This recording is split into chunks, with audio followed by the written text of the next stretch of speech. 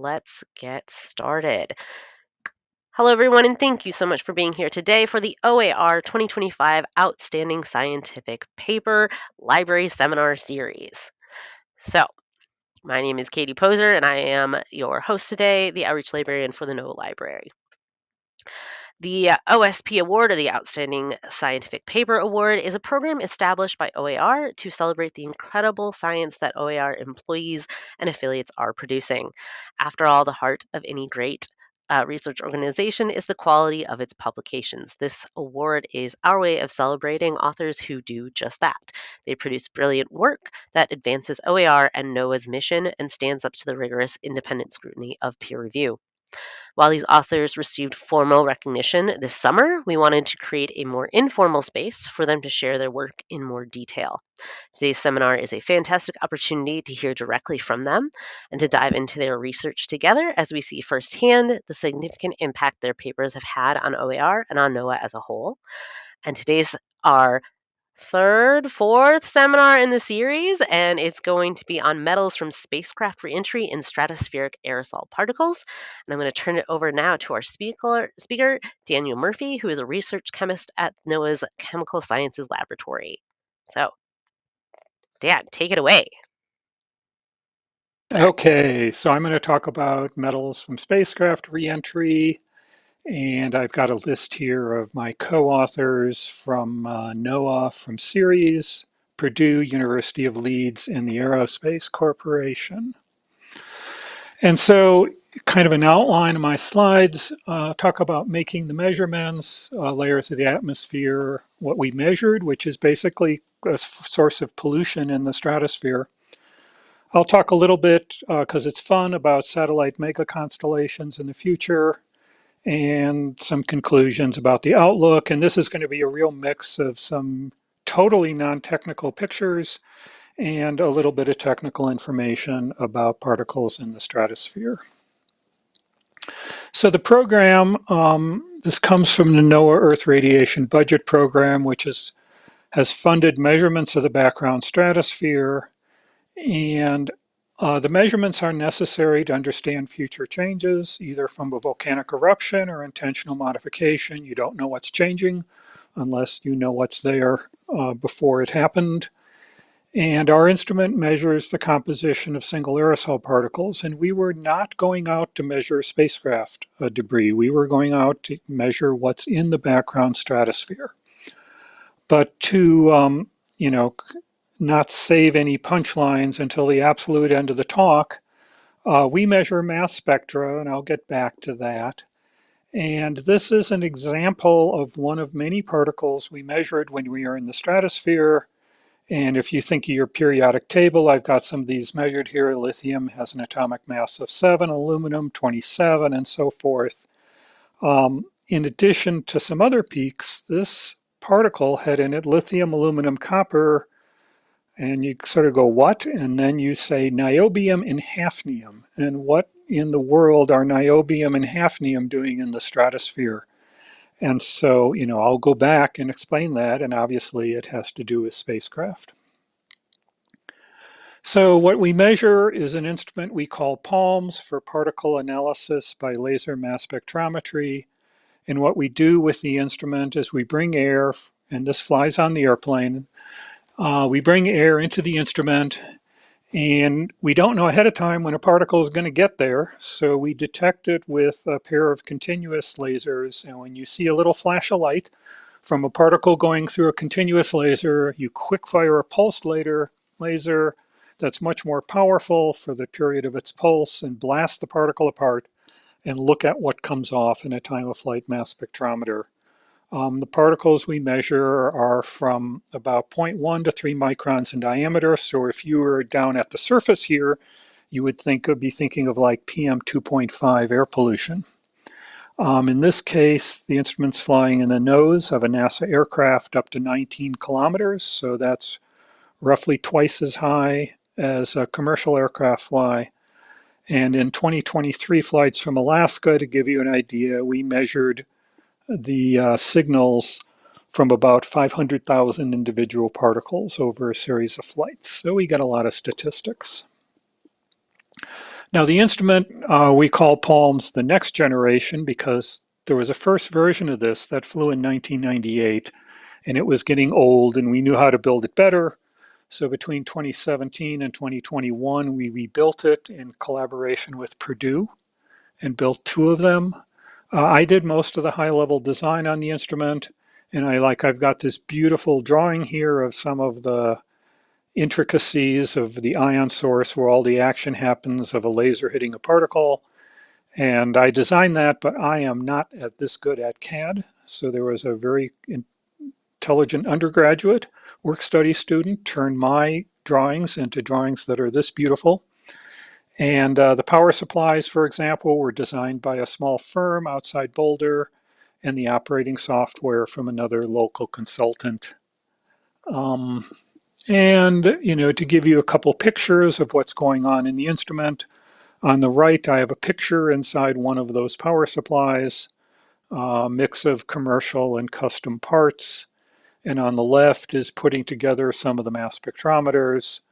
The ions actually travel between those electrodes on the S shape.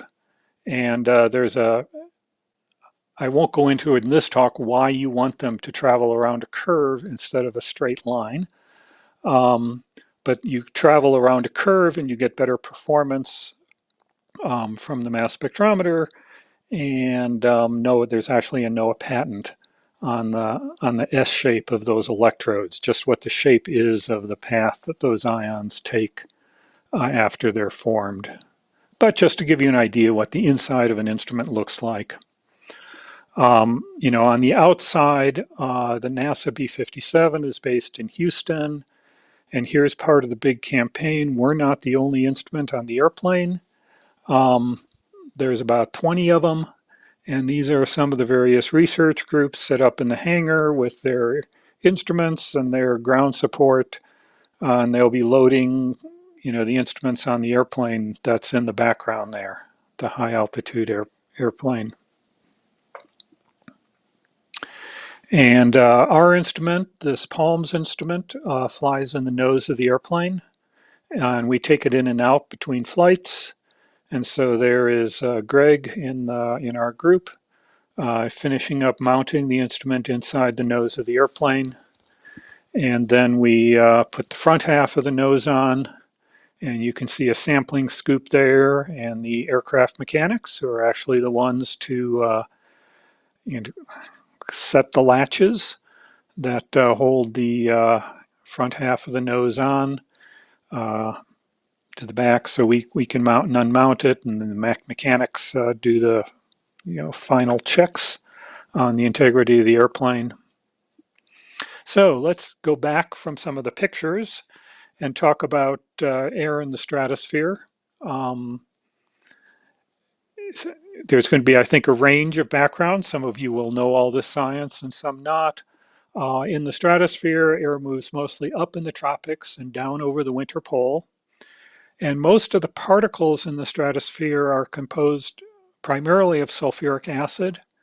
And the sulfuric acid comes from various sulfur compounds, carbonyl sulfide being the most important, that go up in the stratosphere. And in the stratosphere, those sulfur compounds get oxidized to sulfuric acid, and sulfuric acid forms small particles in the stratosphere. And that's a natural process. So there's sulfuric acid particles in the stratosphere.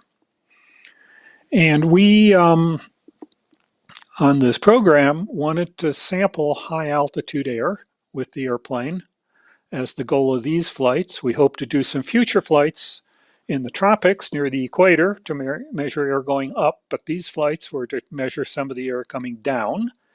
And in this diagram, that means going near the winter pole is where you want to measure air coming down. So we went near the winter pole. We went to Fairbanks in the winter. This is Eielson Air Force Base.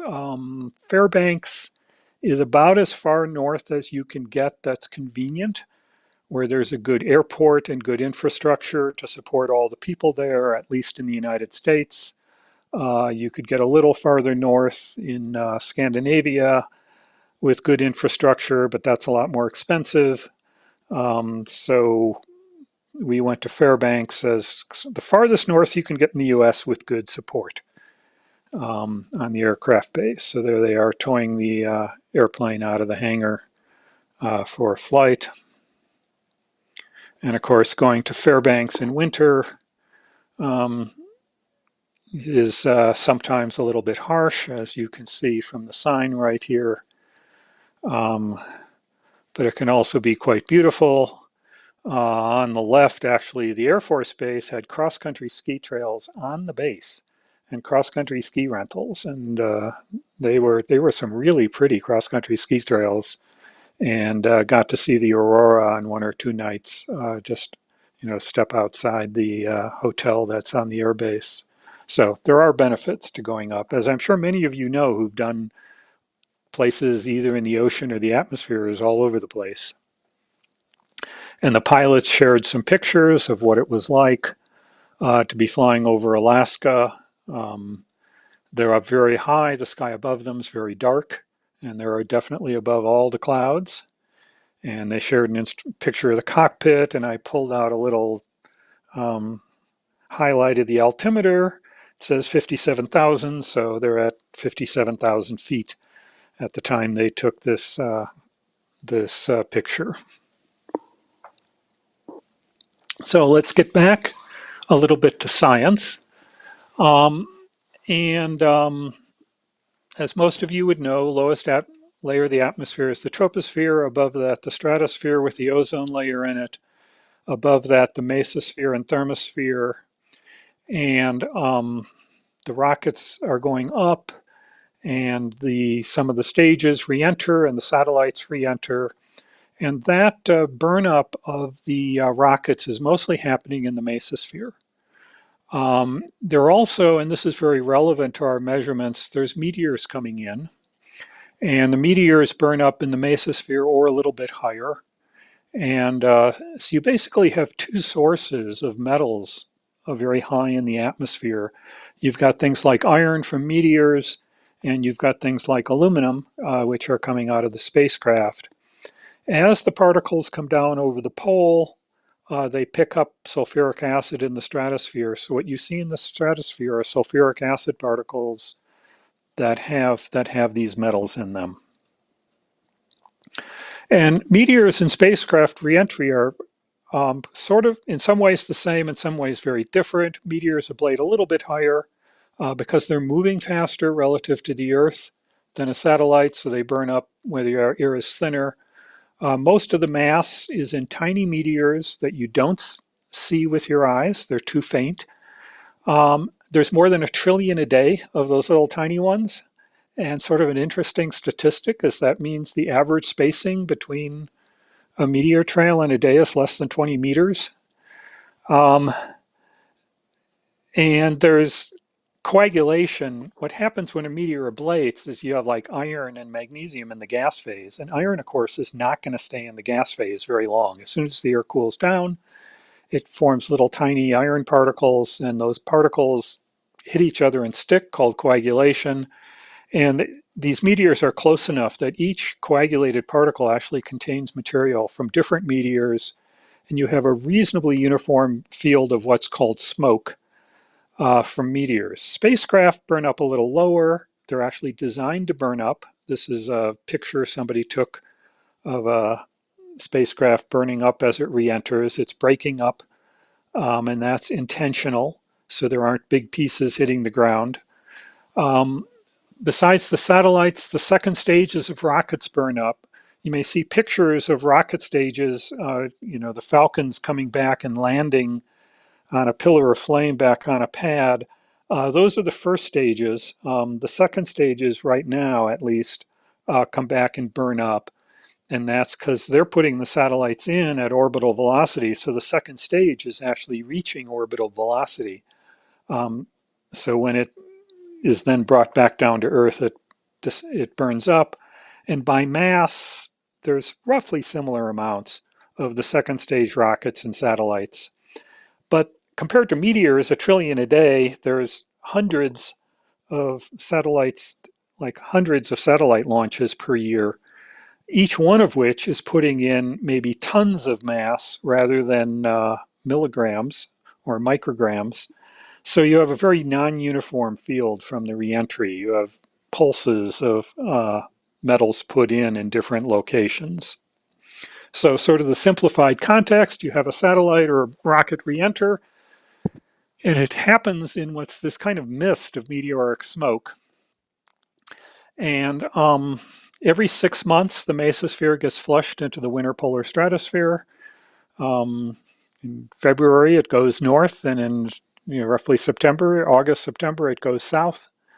And the metals in the lower stratosphere have coagulated with each other and have a thick coating or are dissolved in sulfuric acid. So what do we see with our instrument? We blast a particle apart, and we see hundreds of thousands of particles that look exactly alike. They look like this. The sulfuric acid makes negative ions, and for a short talk, I'm only going to talk about the positive ions.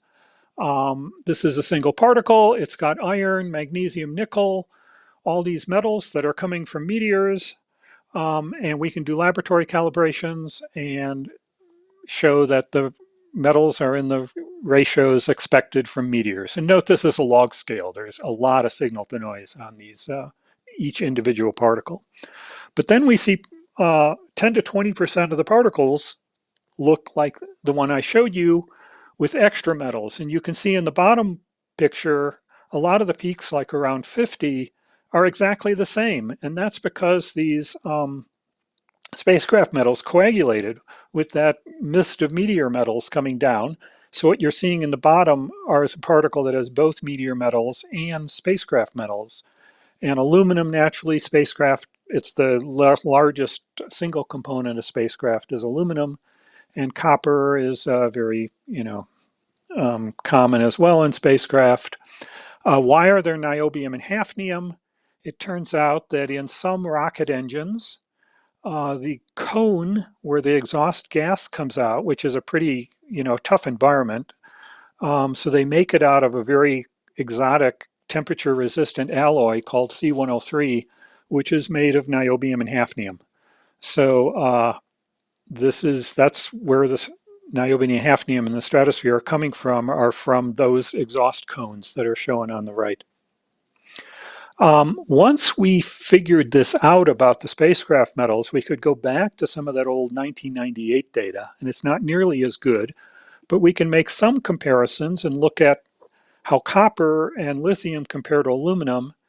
And copper in the 1998 data looks just like the ratio of copper to aluminum in the 1998 data is the same. They're building spacecraft out of similar stuff, except there's a lot more lithium now. And they didn't used to use lithium batteries in 1998 as much, now they do. And there are also new aluminum alloys that have a few percent lithium in them. And so we've seen over a 25-year period an increase in the amount of lithium relative to aluminum. Just mention, why are there so many satellites? A lot of it is satellite constellations. They put many in a low orbit. You can see on the bottom the satellites that are now in orbit from Starlink and Kuiper. And one of the reasons they put them in low orbit is to have fast internet. If you put a satellite out in geostationary orbit, you'd need a lot fewer satellites, but by the time the signal takes that green path in the upper diagram, it's a half a second. And if you do a little back and forth with your internet page, it would be pretty slow. So they put them in low orbit where the path is a lot shorter. But then they need a lot of them, and there are a lot of satellites coming. So these are active satellite projects as of 2024. And these are ones with like solid financing, solid companies, SpaceX, Amazon, very reputable Chinese constellation that's being put in orbit. If you take everybody that's proposed satellites, there'd be more than 500,000 proposed. And I also note on the bottom, Starlink is now planning on itself putting 40,000 satellites in orbit. So we think there will be more than 50,000 satellites with a design lifetime of 5 years. That's more than one satellite re-entering per hour in the fairly near future. So there's going to be a lot more satellites coming in. And this is the number of objects launched per year. It's only going to go up. So some of the concerns, people talk about collisions, cascading. There's impacts on astronomy with trails across satellite images, but that's not our concern at NOAA. Our concern at NOAA is the impact on the atmosphere. And running, I guess I got a couple minutes.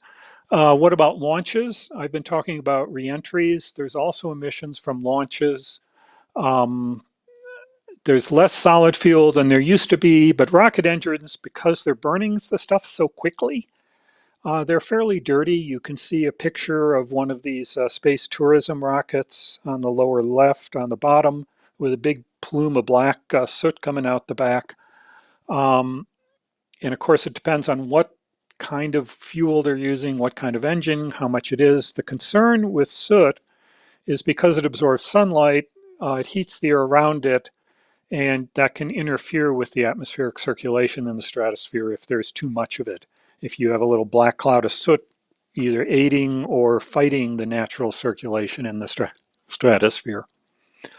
So possible impacts on the stratosphere, the overall change in aerosol mass is small. There's a lot more sulfuric acid. So it's not like we're doubling or tripling the amount of particles in the stratosphere. We are concerned about ice nucleation, that polar stratospheric clouds, which are important for ozone chemistry, form on fewer than 1 in 1,000 pre-existing particles. That means if one of those spacecraft metals helps out ice nucleation, you can have large changes in polar stratospheric clouds from very small changes in what's in the particles. And nobody has studied the ice nucleation properties of niobium, to my knowledge. We're also introducing new metals. Some of them are candidates for catalytic chemistry. Copper in solution can catalyze new chemical reactions. So we're just starting to think about these impacts. So in terms of the bottom lines, anything that vaporizes during reentry ends up in the stratosphere. Might change clouds, might change catalytic reactions, or maybe you've already got iron from meteors and these new metals won't be all that different. We really don't know. Within 10 years, the metals from reentry may exceed the amount of metals coming in from meteors. And at that point, up to half stratospheric particles may contain metals. This is a very rapidly growing industry. And I think, we'd like to find out some of the impacts before rather than after 50,000 satellites are in orbit. And I would say our NOAA laboratory is a world leader for research on this topic. It's a NASA airplane, but there aren't NASA groups doing the kind of measurements we are, and there's also some pretty strong modeling in NOAA of the impacts on the stratosphere, so we're really quite a leader. And thank you for your attention. Awesome. Thank you so much, Dan. We are going to slide on over to our Q&A. Took down your slides, and we've got our first question. So let me put that on the screen here. What effects are all these new metal vapors having on respiratory illnesses or breathing difficulties? Is anyone researching or looking at that to your knowledge? We're actually not too concerned with health impacts on the ground.